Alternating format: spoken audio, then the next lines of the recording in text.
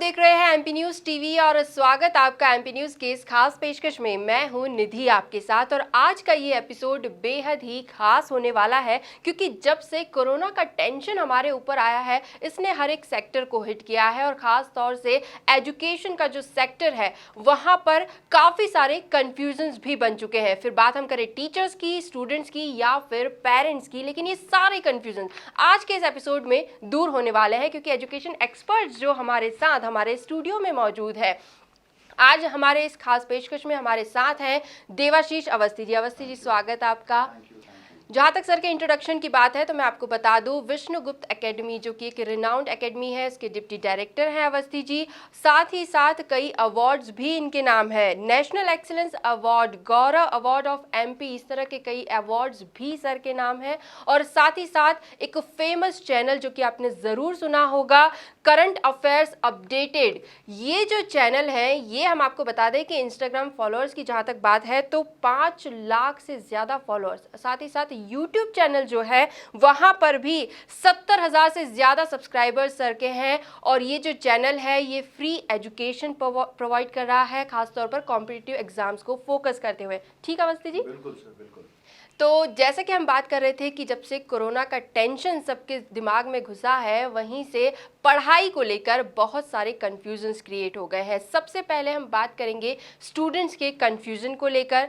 जैसे कि सर हमेशा देखने में आता है एक प्रॉपर रूटीन होता है पढ़ाई का कि जुलाई से सेशन स्टार्ट होते हैं जनरली, फिर क्वार्टर एग्जाम्स होती हैं, हाफ ईयरली एग्जाम्स होती हैं, एनुअल एग्जाम्स होती हैं, तो एक प्रॉपर जो रूटीन बना हुआ होता है। लेकिन इस साल बात कुछ और ही है। इस बार ऑनलाइन क्लासेस जो है वो ब्रेकिंग न्यूज़ बने हुए हैं और इस ऑनलाइन क्लासेस को लेकर स्टूडेंट्स भी खासे परेशान हो रहे हैं। तो ये जो ऑनलाइन क्लासेस शुरू हुई है, आप इसे लेकर क्या सोचते हैं? मेरा मानना है जो ऑनलाइन एजुकेशन स्टार्ट हुआ है, क्लासेस स्टार्ट हुई हैं, ये बहुत बड़ा स्कोप है।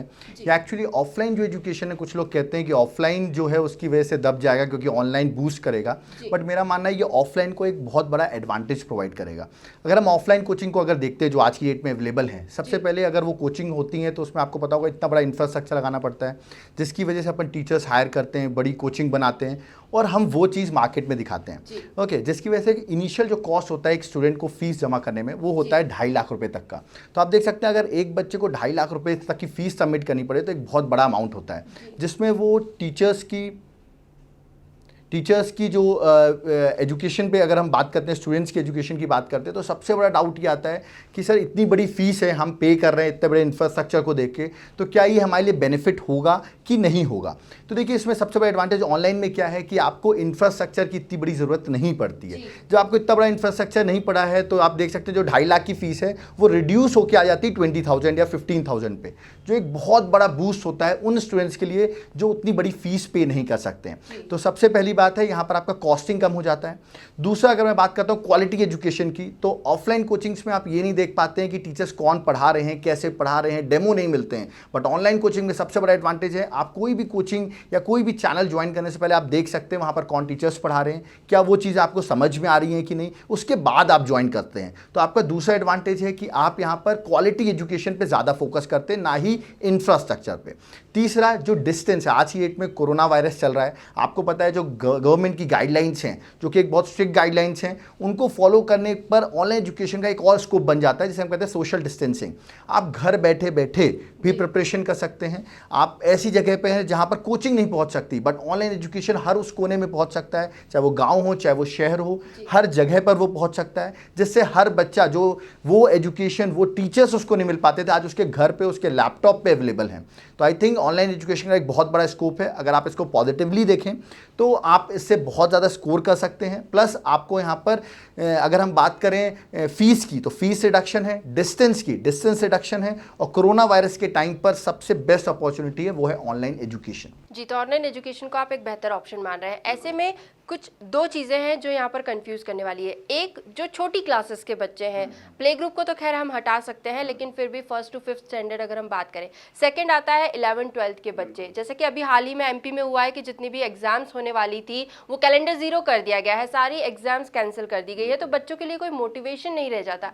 ऐसे में उन्हें क्या करना चाहिए? स्टूडेंट्स किस तरह से पढ़ाई से जुड़े रह सकते हैं? बिल्कुल, देखिए मैं आपकी अगर बात करता हूँ हूँ तो एक बात आपको याद रखना होगा कि ठीक है एग्जाम जीरो हो गया है, एग्जाम ये ईयर जीरो कर दिया गया एमपीपीएससी जैसे कर दिया है, बट आपको एक बात हमेशा याद रखनी पड़ेगी, आप किस लिए प्रिपरेशन कर रहे थे। इस कोरोना से पहले आपका ऑब्जेक्टिव क्या था, आपके गोल्स क्या थे। देखिए आज एग्जाम नहीं हो रहा है, एग्जाम अगले साल होगा, बट कंपटीशन ये एक्चुअली बढ़ जाएगा। रिमेंबर, ये लोग जो बच्चे अभी तक नहीं दे पाए हैं वो और प्रिपरेशन करेंगे। कोरोना के टाइम पे लोगों के पास टाइम भी है, वो प्रिपरेशन और ज़्यादा करेंगे और आपके लिए डिफिकल्ट हो जाएगा अगले साल। तो आप ये मत सोचिए कि जब पेपर आएगा तब हम फॉर्म भरेंगे, तब हम एग्जाम की प्रिपरेशन करेंगे। You have to focus on the goals कि आपका एजेंडा क्या है, एंड में आपको रिजल्ट क्या मिलना है, आप वो सोचिए। अगर if I want to become an SDM, अगर मैं SDM या DSP बनना चाहता हूँ तो आप सोचिए आप जब वो बन जाएंगे तो क्या फीलिंग होगी। वो आपको एक मोटिवेशन रखेगा और आप कंटिन्यूटी में उसको फोकस करते रहेंगे और आपका एजेंडा जो है वो आगे कंटिन्यू रहेगा। तो मेरा मानना है आप गोल्स को देख के फोकस करें। यानी एग्जाम्स कैंसिल हो भी गई है तो भी अपना फोकस बनाए रखना, अपने एम को ना भूलना यहाँ पर बेहद ज़रूरी हो जाता है।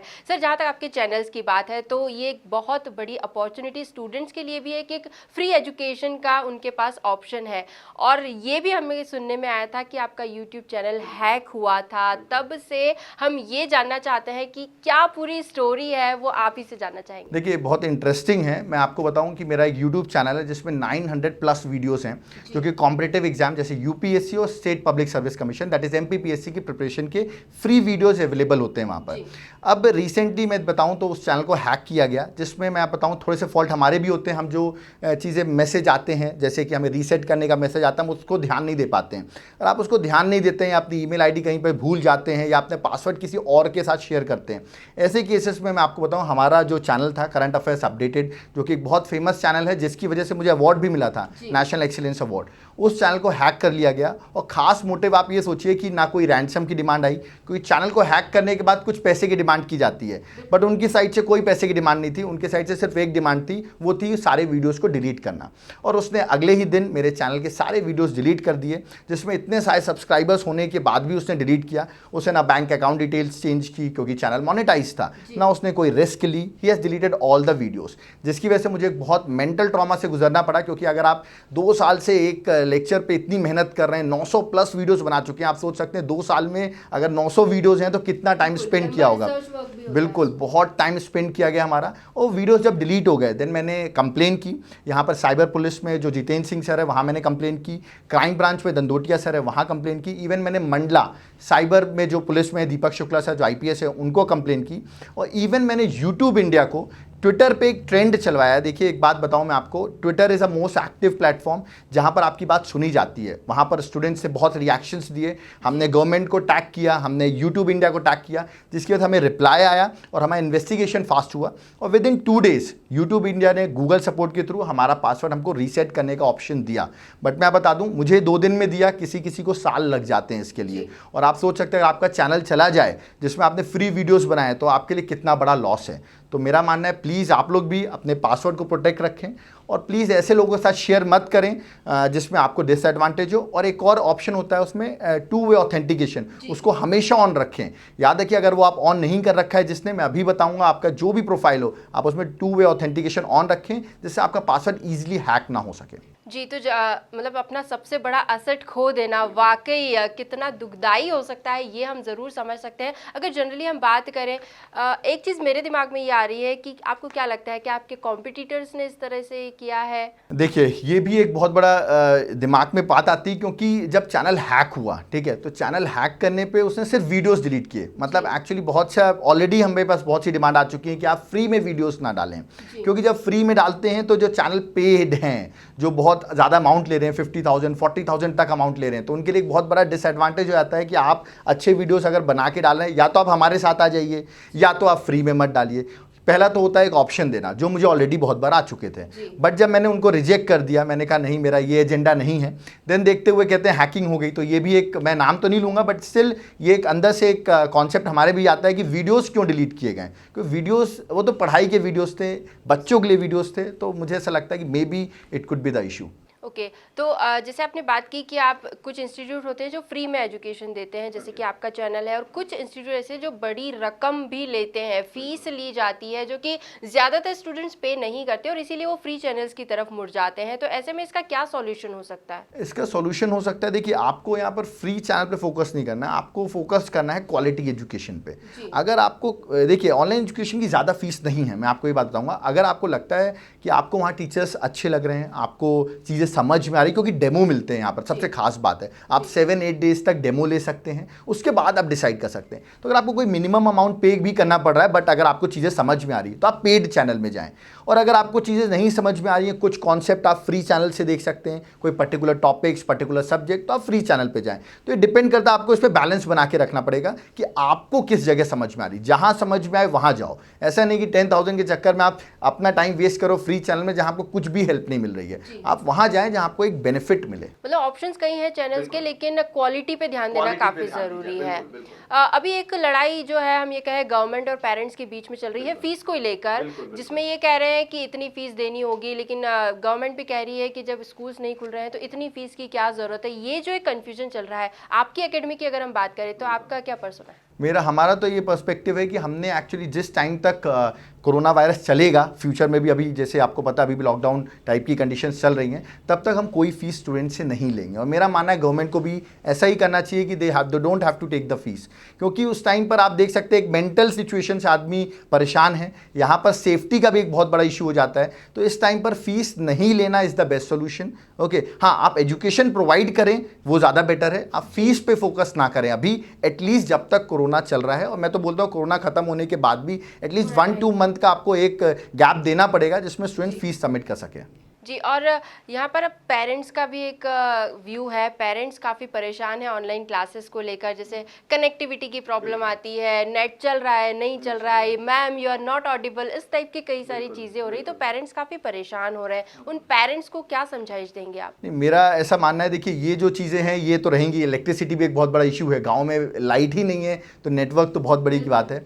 तो बिल्कुल ऐसे इशूज़ हैं, बट स्टिल आई थिंक कि इंडिया में अब बहुत सी ऐसी जगह है जहाँ पर चीज़ें अवेलेबल हो रही हैं। तो मेरा मानना है आप देखिए ऑनलाइन एजुकेशन सबसे बड़ा बेनिफिट ये है, अगर लाइट नहीं है या नेट नहीं चल रहा है तो जो रिकॉर्डेड लेक्चर्स हैं आप वो भी देख सकते हैं। तो ये तो बहाने वाली बात हो गई कि मैंने लाइव नहीं देखा, आप रिकॉर्डेड भी देख सकते हो, तो आपको एजुकेशन तो मिलेगी, ये सबसे बड़ा बेनिफिट है। आप ऑफलाइन पे हो सकता है आप कोचिंग में नहीं आओ तो क्लास छूट जाए, बट ऑनलाइन में वो रिकॉर्डेड रहती है, आप बाद में भी आकर आप देख सकते हैं। तो ये एक एडवांटेज है, आप इसको प्रॉब्लम्स ना लें कि ऑडिबल नहीं है, लाइव नहीं देख पाए आप रिकॉर्डेड देख लें अगर कभी ऐसा कोई इशू आता है तो। जी, और एक एजुकेशन सिस्टम को लेकर हमेशा एक सवाल बना हुआ होता है कि मार्क्स पे ज़्यादा ध्यान दिया जाता है, रिजल्ट्स क्या है, 90%, 98%, इतनी ज़्यादा कंपटीशन है, तो ये कहा जाता है कि जो एक्चुअल लाइफ लर्निंग्स हैं वो बच्चों को नहीं मिल पाती। तो ऐसे में अपने एजुकेशन सिस्टम को लेकर आपका क्या रिएक्शन? मेरा ये, मैं बहुत पहले से इसके बारे में सोचता आया हूँ और आई थिंक कुछ कॉम्पिटिटिव एग्जाम्स में किया भी गया है, बट मेरा मानना है ये स्कूलिंग टाइम से हो तो ज़्यादा बेटर है। एक सब्जेक्ट होता है जिसे कहते हैं एथिक्स,